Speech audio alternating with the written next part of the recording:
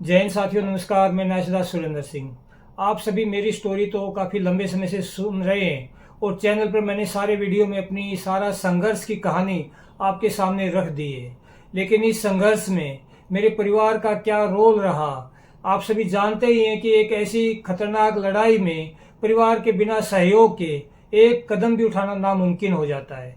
तो मेरे परिवार का क्या मेरे लिए सहयोग रहा, क्या क्या मेरे परिवार ने झेला है, वो सारी बातें आज मैडम बताएंगी कि क्या क्या इन्होंने जो मेरे इस लड़ाई में क्या क्या फेस किया है। तो आप बताएं। नमस्कार सभी को।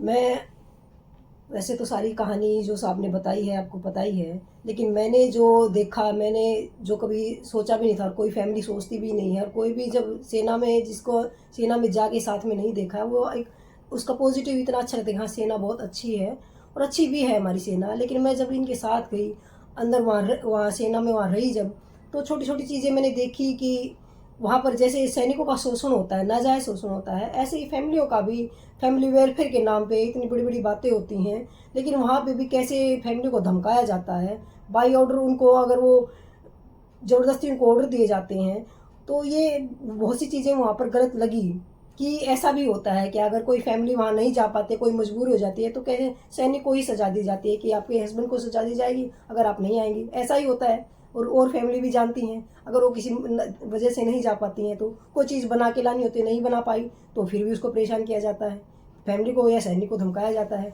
और मैंने तो एक ये भी देखा कि जब मैं एक बार मैं वेलफेयर में गई हुई थी, वहाँ पे कोई सिपाही की वाइफ थी वहाँ पर, तो वो किसी वजह से कोई चीज़ बनाने के लिए दी हुई थी, कोई जो हमारी औरतें बनाती हैं सिलाई कढ़ाई की, तो बना नहीं पाई थी।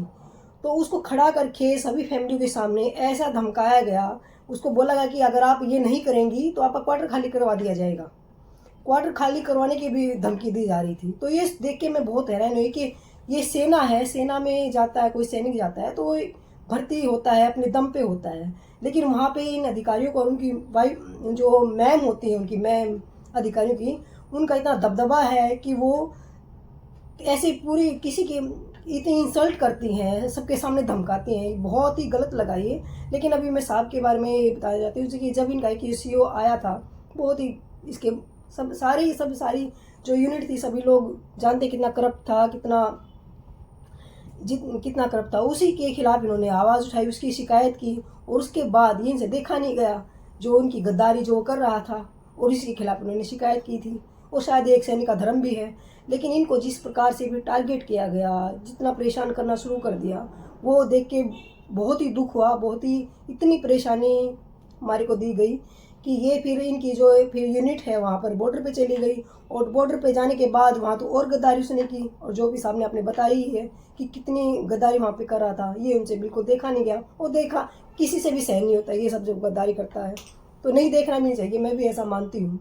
तो इनको इतना ज़्यादा वहाँ पर और ज़्यादा परेशान किया गया, लेकिन ये इन्होंने फिर उनकी शिकायत जो हमारे जनरल साहब हैं वहाँ पर लिखित में शिकायत दी, जितने भी बड़े अधिकारी थे सबको लिख लिख के शिकायतें उनकी करते रहे, लेकिन किसी कहीं भी इनकी सुनवाई नहीं हुई। इसका प्रभाव शायद इतना था कि कहीं भी सुनवाई नहीं हुई। लेकिन फिर उसके बाद इन्होंने जब कहीं सुनवाई नहीं हुई, इतना ज़्यादा परेशान कर दिया, कभी इतने मूवमेंट ऑर्डर दिए जो बोलते हैं कि कभी इधर भगा रहे हैं, कभी उधर भगा रहे हैं। उसके बाद फिर इन्होंने दिल्ली हाई कोर्ट में केस डाला कि शायद कोर्ट केस करूँगा तो शायद मुझे न्याय मिलेगा हाई कोर्ट पे, क्योंकि यहाँ तो सारी सिस्टम को देख ही लिया था। और हाई कोर्ट में केस डालने के बाद तो सारे अधिकारी इतने चिढ़ गए इनसे कि इनको और ज़्यादा दुखी करना शुरू कर दिया, और दुखी इतना ज़्यादा करना दिया कि फिर इनको ये बुलाया, इनको बोला गया है उस समय के दौरान कि आप राजौरी जाइए, वहाँ पर कोर्ट ऑफ इंक्वायरी होगी और आपकी सुनी जाएगी। वहाँ पर इनको कई देर रखा जाता है, और कई देर रखा जाता है तो इनको कोशिश करते हैं कि इनको बहुत प्रेशराइज करते हैं कि आप छोड़ दीजिए इसको, छोड़ दीजिए इस मामले को। लेकिन ये जब नहीं, लेकिन बातों पर अपनी क्योंकि सच्चाई पे थे तो अड़िग रहते हैं कि उस पर कार्रवाई कीजिए क्योंकि वो गलत कर रहा है। तो इनको फिर जब सारे मिल के अधिकारी इनका 10 नंबर फार्म रह जाता है, पागल बना देते हैं कि ये तो इनको पागल, जानबूझ के पागल बना दिया, और वहाँ जम्मू में इनको हॉस्पिटल में डाल दिया गया। और फिर इन्होंने वहाँ कुछ एक दो अच्छे भी थे जो जिनकी परेशानी जो देख रहे थे, कहीं से इन्होंने फ़ोन वोन लेके मेरे को सारी कहानी बताई कि मेरे को ज़बरदस्ती पागल बनाया जा रहा है, और जो कि मुझे फिर ये समय समय पे बताते रहते थे। तो मैं दिल्ली गई, मैंने अपने प्रधानमंत्री के ऑफिस में लिखित में सब कुछ लिख के दिया, सारी कहानी बयान की कि हमारे साथ कितना गलत हो रहा है। तो वहाँ पर ऑर्डर उन्होंने पीएमओ में जो मैंने लिख के दिया था प्रधानमंत्री के ऑफिस से, वहाँ ऑर्डर भी आया कि इसके संज्ञान लीजिए, इस पर कार्रवाई कीजिए। लेकिन उसके बाद भी इनको हॉस्पिटल में जबरदस्ती बंदी बना के तो रखा है। मैं साथ में बता देता हूँ मैम हाँ। क्या करना चाहती है। जो पीएमओ में जो मैम ने जो एप्लीकेशन दी, मुझे तो बंदी बना लिया था कि भाई ये क्योंकि केस डाल दिया था तो इसको ऐसा दबा दिया जाए, इसको कैद में कर लिया जाए कि ये हिल ही नहीं पाए। तो मैं तो गिरफ्त में ले लिया, 3 जवान गार्ड लगा दिए। तो मैम दिल्ली आर्मी हेडक्वार्टर जो साउथ ब्लॉक में है वहां गई, वहां कर्नल रेजिमेंट से मिली, जो आवा के अध्यक्ष होती है, जो थल सेना अध्यक्ष साहब होते हैं, जो मैडम है मैम साहब वो अध्यक्ष आवा की होती है। तो मैम वहां गई कि आवा अध्यक्ष से मिलती हूँ, अपना दुख बताती हूँ, हमने क्या पाप किया हुआ है, गद्दारी चोरी का विरोध ही तो किया है, तो आप कार्रवाई करवाइए। तो मुझे वहां पर सुनवाई नहीं होती है, मैम नहीं मिलती हैं। तो फिर क्या हुआ, इन्होंने प्रधानमंत्री मोदी जी के पास चिट्ठी दी, वहां प्रधानमंत्री पीएमओ ऑफिस में जाकर दिल्ली में, और वहां चिट्ठी देकर आए कि हमारी इस पर कार्रवाई की जाए, मुझे जान से मारने की कोशिश की जा रही थी, हमें इस पर इंक्वायरी करवाई जाए, ये इन्होंने रिक्वेस्ट की। तो प्रधानमंत्री जी के ऑफिस से सख्त ऑर्डर हुए कि इस पर कार्रवाई हो, और उन्होंने सेक्रेटरी, जो डिफेंस सेक्रेटरी और संबंधित अधिकारियों को भेजा। लेकिन वहां तक प्रधानमंत्री का ऑर्डर सही था, लेकिन जो ये मेरा गद्दार, मेरी यूनिट का जो कमांडिंग ऑफिसर कर्नल अमित भीष्ट है, इसका इतना प्रभाव है था कि जो कंसर्न अधिकारी थे जहां पर इंक्वायरी ऑर्डर होनी थी, उनको इसने अपनी सेटिंग में शामिल करके वो उस पर कोई इंक्वायरी ऑर्डर नहीं होने दिया। और वो जो चिट्ठी दी प्रधानमंत्री जी वाली, वो इसके आरोपी तक पहुंच गई कि आरोपी ही अपने ऊपर कार्रवाई करेगा। तो एक मजाक बना दिया प्रधानमंत्री मोदी जी के आदेश को। तो इस प्रकार जो मैडम ने जो चिट्ठी दी थी उसको इस प्रकार उसका मजाक बनाया गया। तो फिर आप आगे बताएं। उस दौरान फिर हम मनोहर पर्रिकर से भी मिले थे, डिफेंस मिनिस्टर से। हाँ, तो हम पर्रिकर के पास भी गए थे। तो जैसे उस पर कुछ कार्रवाई नहीं हुई, मुझे लगातार इंजेक्शन देते रहे। तो मैम ने चिट्ठी लिखी, मैंने भी लिखी थी कि हमने क्या गलत किया हुआ। मनोहर पर्रिकर ने भी हमें 28 सितंबर 2015 को बुलाया था साउथ ब्लॉक दिल्ली में, जो डिफेंस मिनिस्टर का जो ऑफिशियल जो एड्रेस है वहां पर साउथ ब्लॉक में। तो हम वहां मिले थे। तो वहां क्या हुआ था, हम दोनों और मेरी रेजिमेंट का colonel of the regiment major general Manoj Oak, उसको बुलाया था, और पर्रिकर जी को हमने पूरी कहानी सुनाई थी। तो पर्रिकर जी ने उनको सख्त हमारे सामने निर्देश दिए थे कि जबरदस्ती किसी को इंजेक्शन दिए जा रहे हैं, ट्रीटमेंट दिए जा रहे हैं, ये बंद करो और इंक्वायरी होगा, उसका इंक्वायरी ऑर्डर करो। तो इस प्रकार के सख्त निर्देश दे दिए। लेकिन आपको जानकर बड़ा अचंभा लगेगा, हमारे यशस्वी प्रधानमंत्री जी और मनोहर पर्रिकर जी जो डिफेंस मिनिस्टर थे, काफी ईमानदार आदमी माने जाते थे, उनका इन सेना के जो कंसर्न अधिकारी थे, जो डॉक्टर थे, जो लगातार मुझे जान से मारने की कोशिश कर रहे थे, उनके ऊपर बाल भर का असर नहीं हुआ। और उस वजह से फिर मेरा कोई भी ट्रीटमेंट बंद नहीं, जबरदस्ती ऐसे ही मुझे 10 महीने तक हॉस्पिटल में ही तड़पाया गया।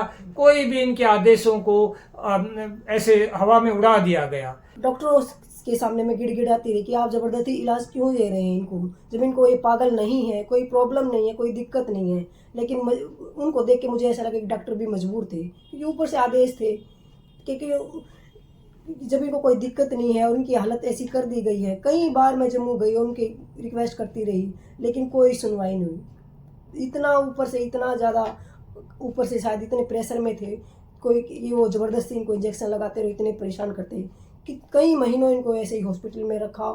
और मैं ऐसे ही कभी हॉस्पिटल में और कभी साउथ ब्लॉक में उन अधिकारियों के आगे ऐसे धक्के खाती रही। मैं दिल्ली साउथ ब्लॉक में कई बार गई, मैं पूरा दिन वहाँ पर खड़ी रही हूँ उनके ऑफिस के बाहर, और मैं कहती रही कि मुझे मैम से मिलवा दीजिए, आवा मैम से मिलवा दीजिए। मैं उनको मिलकर अपनी कहानी बताऊंगी कि हमने ऐसा क्या गलत कर दिया। हमने एक गद्दार अधिकारी की शिकायत तो की थी, और लेकिन उसके बाद हमें क्यों इतना परेशान किया। लेकिन नहीं मिला, ना मैम मिली, ना जो हमारे जो जनरल साहब है ना वो मिले, किसी ने हमारी मिलकर कोई सुनवाई नहीं हुई। लेकिन हाँ, वहाँ कुछ और मैंने वहाँ में कुछ अच्छे अधिकारी भी थे। मैं जब वहाँ गई, वहाँ सारा दिन वहाँ उनसे न्याय की भीख मांगती रही कि उनके साथ ऐसा गलत मत करो, उनकी इतना ज़्यादा। तो कुछ अधिकारी थे जो देख रहे थे कि हाँ इनके साथ बहुत गलत हो रहा है, मेरी मदद भी की। उन्होंने मुझे फ़ोन दिया, मैंने उनकी उन्होंने मदद करने के लिए मुझे फ़ोन भी दिया उन्होंने, और मैंने उनकी रिकॉर्डिंग भी करी हुई है।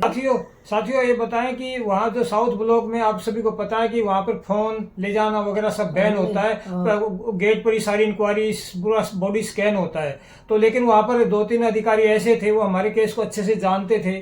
और मैम जब वहाँ पर गई साउथ ब्लॉक में 2-3 दिन लगातार पूरा दिन वहाँ खड़ी रही है, वहाँ पर रोती रही है। तो उन अधिकारियों ने इनको फोन दिया कि इसको रिकॉर्ड करके लेके जाओ, कल को आपके काम आएगी जो आपके साथ सिस्टम कर रहा है। वो अधिकारियों के आज भी फोन आते हैं, और भी 4-5 ऐसे अधिकारी हैं जो आज भी हमें फोन करते हैं, बोलते हैं कि आपको न्याय मिलेगा, आपके सारे पास प्रूफ हैं और हमारा सहयोग आपके साथ है। तो वहाँ साउथ ब्लॉक में भी वो सारी रिकॉर्डिंग 10-20 घंटों की रिकॉर्डिंग सारी हमारे पास रखी हुई है। उसको आगे हम आपको जरूर शेयर करेंगे और आपको पता चलेगा कि हमारी अंदर की जो सच्चाई है सिस्टम की, वो बहुत अलग है, बाहर के ढोल बहुत अलग हैं। बिल्कुल तो, ऐसे ही है। बिल्कुल हमें भी ऐसा लगता था कि अगर कोई अधिकारी गलत करता है और उसकी शिकायत अगर ऊपर वाले अधिकारी से कर दे तो उस पर कार्रवाई होती है, लेकिन इसका बिल्कुल उल्टे है। जो शिकायत करने वाला होता है उसी को इतना सताया जाता है, इतना उसको, या तो अपनी खुद जान लेने पे मजबूर हो जाता है। ये थोड़ा मजबूत है, जैसे साहब हिम्मत नहीं हारे, लड़ते रहे।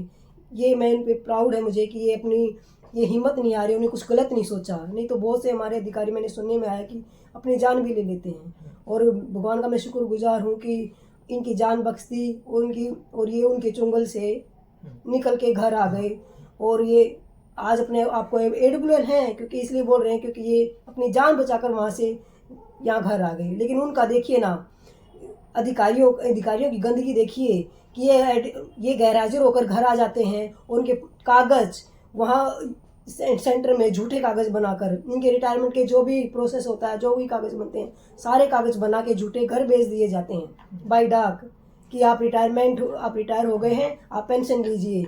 ये एक और नया हमें देखने को मिला जिसके बारे में कि आपने भी नहीं सुना होगा और हमने भी कभी नहीं सुना था। ये भी इनकी एक करतूत देखिए, लेकिन फिर भी उनके पास उनके ऊपर कोई कार्रवाई नहीं होती है। इतना दबदबा है इन अधिकारियों का। साथियों, आप लोगों ने आज मैम ने भी मेरे को बोला कि मैं भी आपके सैनिक साथियों से मिलकर अपनी बात शेयर करना चाहती हूँ, जो मैंने भी बहुत कुछ झेला हुआ है और आप सभी हमारे परिवार का हिस्सा हैं। और इसलिए मुझे कोई संकोच नहीं कि मैं अपने परिवार भी आपसे मिलाया और आपको बस यही हम जानकारी दी है और आपसे सहयोग की भी उम्मीद है कि आप सभी इस एक टाइप से अभी ये दशहरे का अवसर है, इसका ये हम मनाते हैं कि बुराई पर अच्छाई की जीत के लिए।